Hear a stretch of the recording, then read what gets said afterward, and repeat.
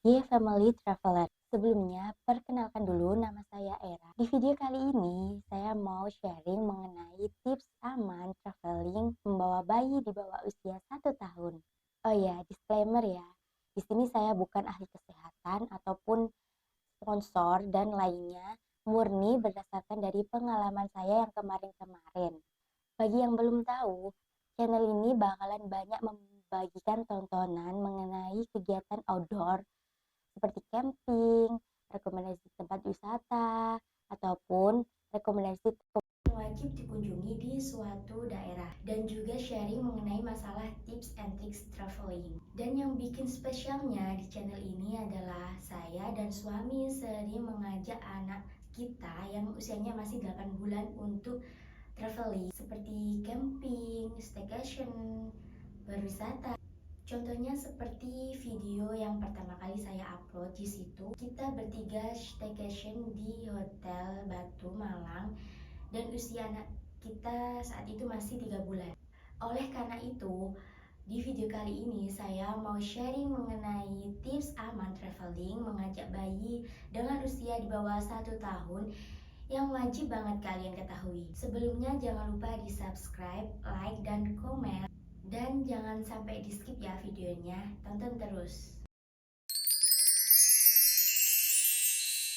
Nah, saya mau membagikan pengalaman atau sharing-sharing mengenai tips aman traveling membawa bayi di bawah usia 1 tahun agar traveling kita itu aman tanpa hambatan ataupun kendala di bayi kita maupun di perjalanan ataupun di lokasinya. Yang pertama, sesuaikan jam perjalanan dengan jam tidur bayi.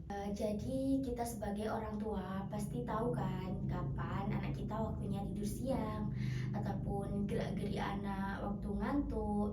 Nah, itu kita harus menyesuaikan. Pada saat itu kita harus setting jam perjalanan itu sesuai sama jam tidur bayi, karena kalau misalnya waktu perjalanan atau perjalanannya tuh jauh banget gitu ya, karena kalau kita pakai kendaraan umum seperti bus, kereta api ataupun pesawat, nah itu bakalan menjaga kondisinya tetap aman gitu pada saat perjalanan, karena kita kan di situ nggak cuma bertiga ya, kita bakalan banyak sama penumpang yang lain. Nah itu nggak mengganggu mereka. Sejauh ini tips ini tuh sangat works di aku waktu perjalanan jauh bersama bibi aku. Tips yang kedua yaitu pilih lokasi yang kids friendly. Contohnya kalau misalnya kita mau pergi camping, nah pilih tempat yang punya fasilitas yang memadai seperti toilet, air yang melimpah, listrik. Karena apa? Karena bayi itu masih butuh banyak air. Contohnya kalau misalnya pup, bikin makanan kayak empasi gitu, atau yang pakai formula itu butuh air hangat gitu-gitu kan. Nah, wajib banget cari tempat yang ada sumber airnya.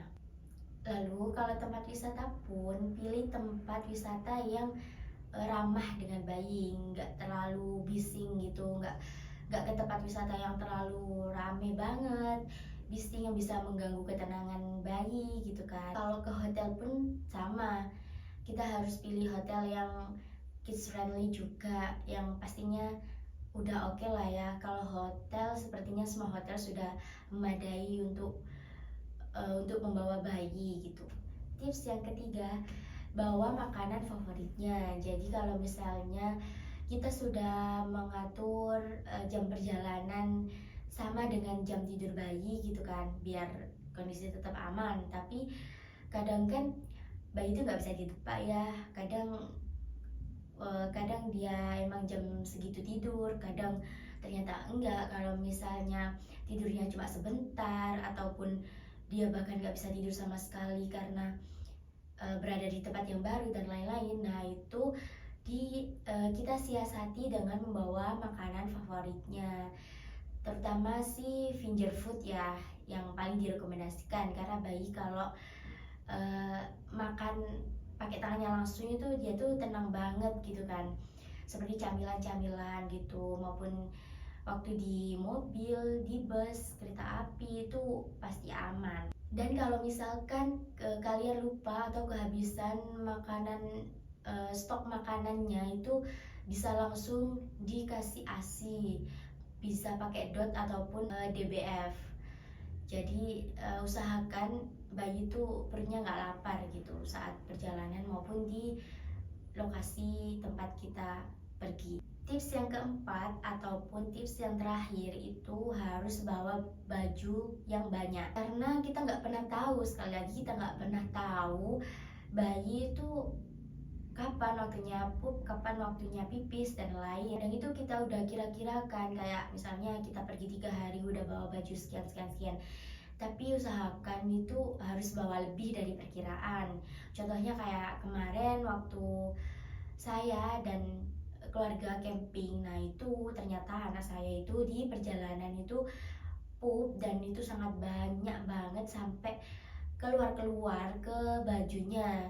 Nah karena itu di perjalanan, jadi mau nggak mau harus langsung dibuang aja daripada harus bawa pulang baju yang kotor gitu kan, yang bau lah istilahnya. Nah harus siap resikonya seperti itu. Dan baju yang nggak boleh dilewatin, yang nggak boleh di skip, yaitu jaket atau baju penghangat buat bayi. Waktu di tempat lokasi kayak misalnya kita ke tempat dataran tinggi lah, itu kan dingin, ataupun waktu perjalanan itu kan di mobil ataupun di bus ada AC, jadi kita harus sedia jaket gitu biar bayi kita itu nggak kedinginan, nggak cranky lah nantinya. Oke, jadi cukup itu sharing-sharingnya.